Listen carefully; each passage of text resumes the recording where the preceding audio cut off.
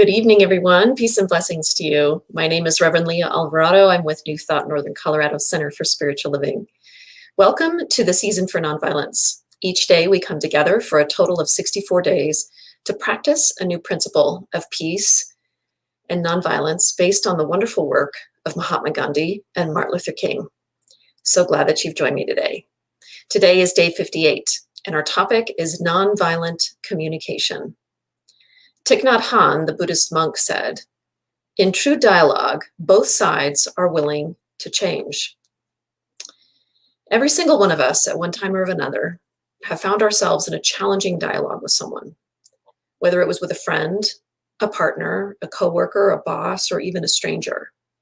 A situation where we were both desperately trying to get the other person to see our point of view, and how hard we tried at that. And no matter what we did, we just couldn't agree. The anger continued to escalate and the conversation went nowhere. We've all experienced the pain of these interactions. When we're angry and arguing with someone, there is always an unfulfilled need behind the anger and upset that isn't being fulfilled, that isn't being expressed. In the heat of the moment, we're often unaware of what our needs are. But if we're willing to slow down, take a breath, and tune in to what our unmet needs are, as well as find out what the needs are of the other person, when we do this with empathy and with the willingness to understand, this alone can completely de-escalate the situation and create peace. Marshall Rosenberg, founder of the Center for Nonviolent Communication in BC, suggests that deep listening with empathy opens the door to dialogue. And he says this: "All criticism, attack, insults, and judgments vanish when we focus attention on hearing the feelings and needs behind a message.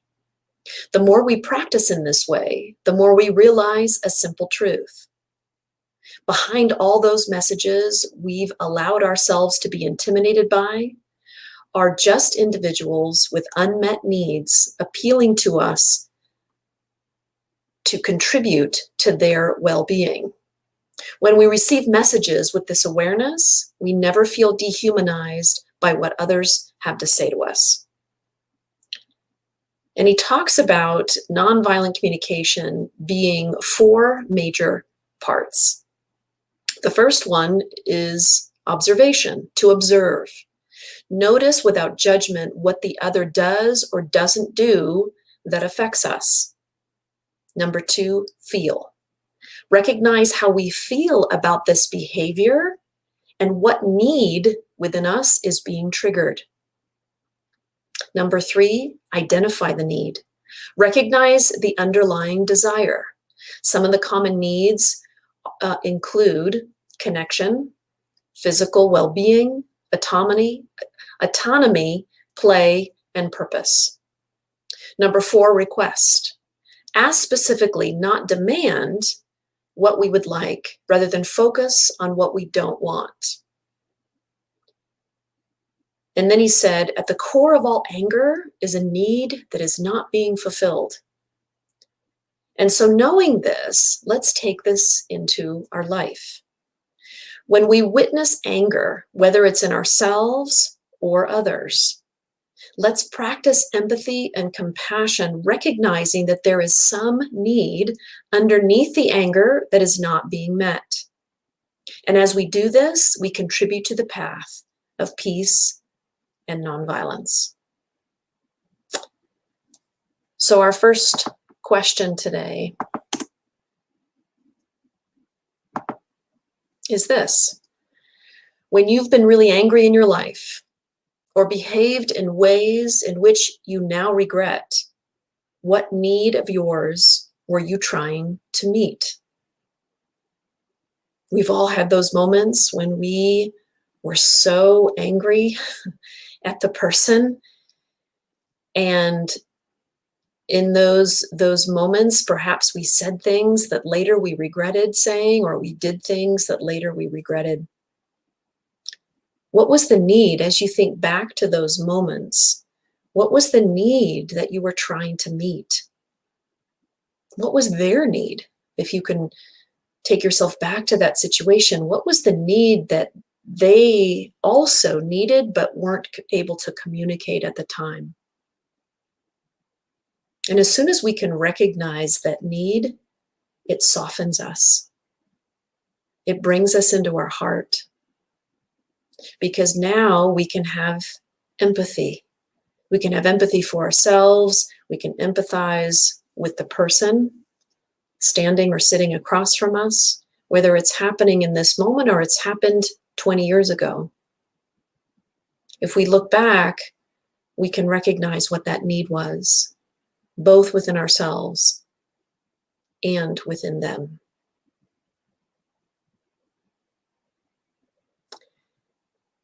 And so the next question, to what degree do you practice deep listening and clarify what is desired within another without judgment? In the heat of the moment, none of us do this. Doesn't matter how spiritually evolved we are, when we're in that moment of anger, yeah, this is not happening. But we can practice this, right? We can practice this and we can become more self-aware. So in those moments, if we slow down, take a breath, and then check in with ourselves, and maybe it even would help to ask them, what do you need right now? Even just asking that question, what do you need? And then be quiet, be silent, and let them speak and hear what they have to say.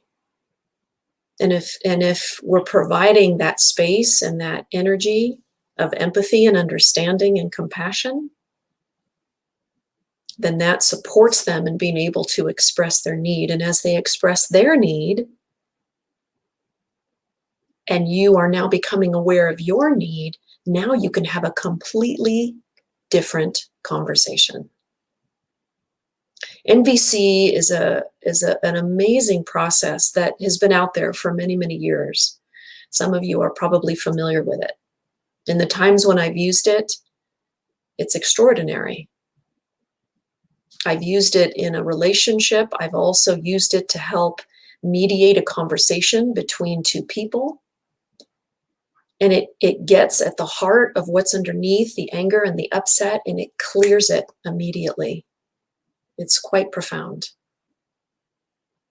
So I'm curious if you'd like to add anything in the chat, your experience with this process, if you've experienced NVC before, or what was the need as you think back to those experiences?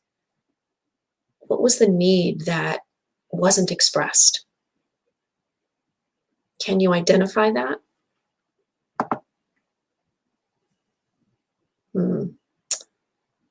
It was a call for love. Yeah. We all want to be respected and heard. That's a big one, isn't it? Especially in those moments when we're upset, we just want to be heard.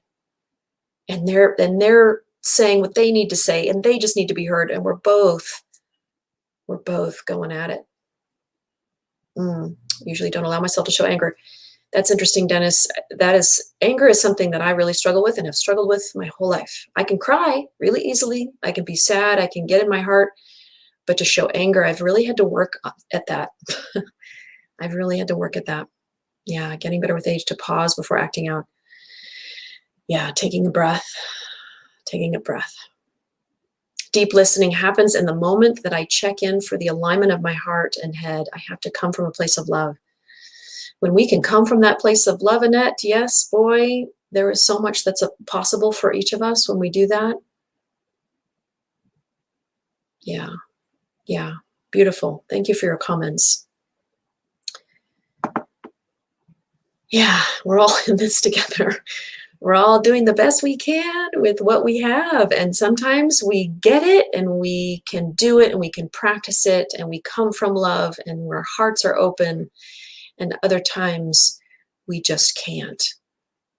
And that's why I'm doing this process every day, to give us some tools and to share about our experiences, because, just because I'm a minister doesn't mean I got this all figured out, because I don't. This is helping me too. This is supporting me in my life. And I'm glad that you're all here with me. All right, so let's do our affirmative practice.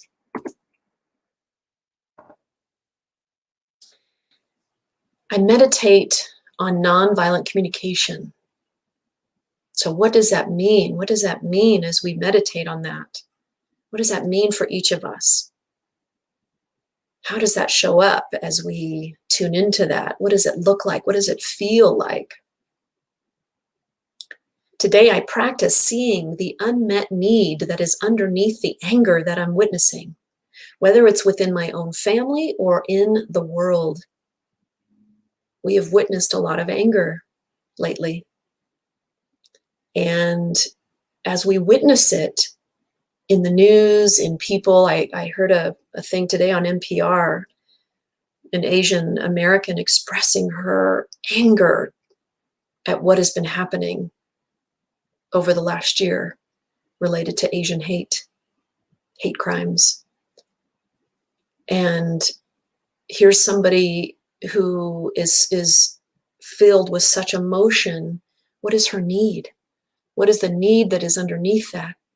So when, because I haven't been able to express a lot of anger in my life, when I hear anger, when someone's expressing anger, it's not easy for me to hear that. But if I can recognize the need that's underneath it, then I can be with it. Then I can be more of an observer. I can witness it without taking it on, without affecting me in a deeper way. And we can all practice this. As I do this, I listen with empathy, compassion, and understanding. That's naturally what happens when we can, I've not talked to this woman. I just mentioned the story on NPR, of course, but just by trying to understand what that unmet need is for her, my heart opens. I can listen with empathy. I can listen with compassion. I can listen with understanding. Imagine if we were able to do that within our families, with our partners, with our friends, within our communities, the difference that can make. This is truly the path to nonviolence. So let's just take a deep breath.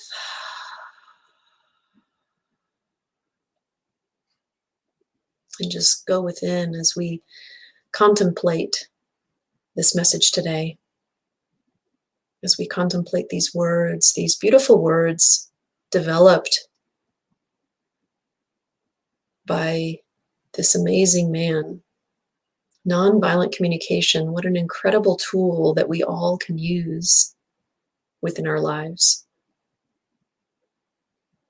And even if we forget all the steps, but merely just to remember to look for that unmet need within ourselves and others. What a difference just that alone can make. How it softens us, how it brings us into our heart. It brings us more into that place of love, that place of compassion and understanding. And that is a gift. That is a gift that we give to ourselves and to everyone around us. So let's just take a few moments and move into the silence as we continue to contemplate this.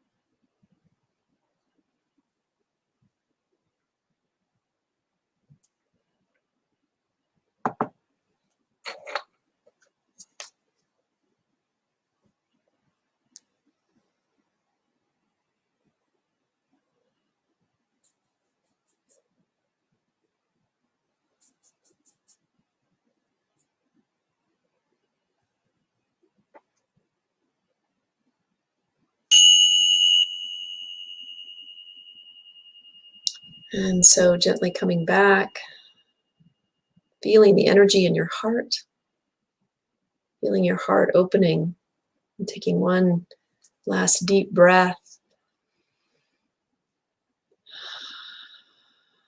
Feeling the energy of nonviolent communication. Such a blessing, such a gift. Thank you all for joining me this evening. Tomorrow is day 59, and we'll be talking about taking action. I wish you a blessed evening. And I also want to put out there, I'm considering continuing this process. Day 64 is next Saturday, so we'll be completing this process next Saturday. And I am thinking of continuing it focused on a different topic. Love and healing is what I'm considering, and I'm looking at different times. Noon, 1 or 1:30.